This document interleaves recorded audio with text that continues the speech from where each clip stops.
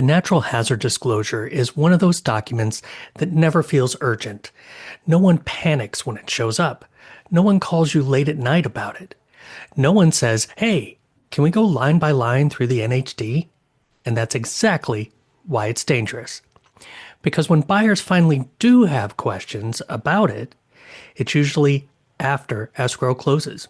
And by then, it's not a question, it's a problem. Welcome back to Disclosures and Consequences. What happens when the fine print gets ignored? I'm your host, Jason Piske, realtor, disclosure nerd, and your guide through the myriad of California real estate documents that turn the fun and rewarding world of real estate into a minefield of potential litigation. Today, we're talking about the Natural Hazard Disclosure, or NHD, and why it quietly creates some of the biggest problems I see in California real estate transactions. Not because anything is hidden or missing, but because it's treated like background noise, and that's why I made this episode. So here's the thing about the NHD. It doesn't feel like it's your responsibility. It's ordered from a third-party company. It's standardized. It's mostly maps and boxes and zones. So agents think this isn't really a disclosure problem. It's just information. And buyers think this looks technical. If it mattered, someone would say something. So the NHD report is delivered to the buyer. They sign off that they received it, and it gets filed under boring escrow stuff and forgotten, along with the stack of the other files and paperwork on the transaction. But the NHD is often the first document that changes how a buyer feels about the property. Fire zones, flood zones, fault lines, dam inundation areas, airport influence areas. Those words land differently once someone imagines getting insurance, rebuilding, reselling later, or explaining to their future buyer. And when no one explains what any of that actually means, buyers fill in the gaps themselves. Let me tell you about a real California case that every agent should know, because this one didn't involve fraud, hiding documents, or deception. It involved delivery without discussion. This tends to be a hot topic with brokers because they're told by their sources less is more. If the agent doesn't discuss the document, they're free from any liability.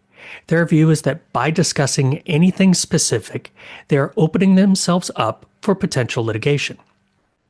What this case shows is that you can still be sued for not discussing it.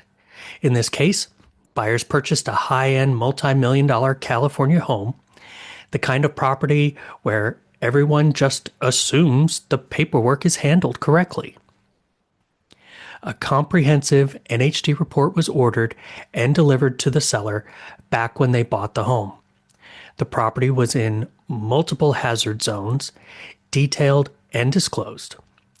When they later sold that home, they did not disclose what was on their original NHD report. The seller's agent opted for a less expensive NHD that was less complete. When the new homeowners moved in and then began to seek permits for improvements and additions, they found there were limitations due to seismic building standards.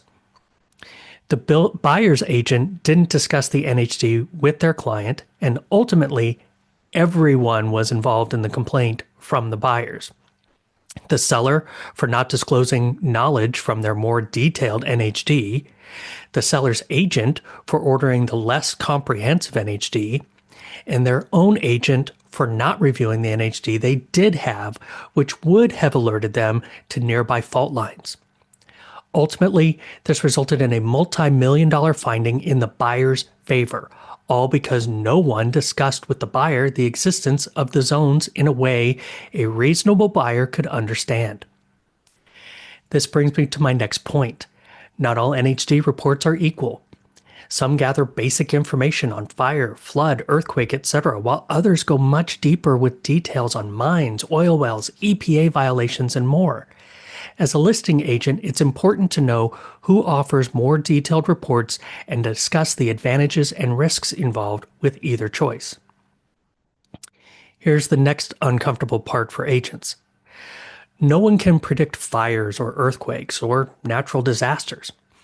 But the courts are saying if a designation materially affects the property, ignoring it isn't neutral.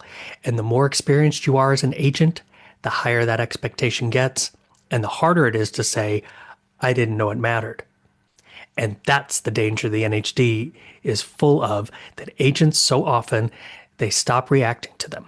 High fire zone? Yeah, that's most of California. Fault line? That's on the map. You feel it even if you're not close. But to a buyer, especially a first-time buyer, those labels carry weight, and silence from the professional they hired often feels like reassurance. If a reasonable buyer would say, I would have reconsidered had I understood this, then the question becomes, who had the opportunity to explain this and didn't? So, what do you do to protect yourself? Agents are not geology experts or able to predict disasters, and that's not the expectation here. Here's what you do. Call out the hazard zones verbally, not just it's in the report, but this property is in a high fire severity zone. Explain the impact. You're not saying if something will happen, you're explaining what changes because of the designation. Insurance, costs, future resale desirability. Then, document the conversation with a quick email or text, something to show that the report was more than just turned over. It was discussed. The natural hazard disclosure isn't dangerous because it's complicated. It's dangerous because it's quiet. It doesn't raise alarms, it doesn't create urgency, and it lets everyone assume someone read it and handled it. But as we've seen, delivery is not the same as disclosure. And disclosure is not the same as understanding.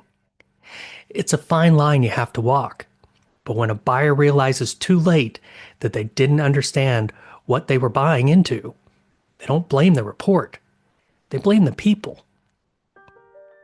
In the next episode, we'll talk about another packet agents love to say was delivered: HOA documents. The package that's hundreds of pages long, cures most people of insomnia, but hides so many pitfalls that I could do multiple shows just on what was overlooked and litigated. Actually, that's not a bad idea. Until then, remember, I'm your host, Jason Piske, founder of real estate risk management company House Owl. I thank you for tuning in, and remember, it's not the disclosures, it's the consequences. See you next time.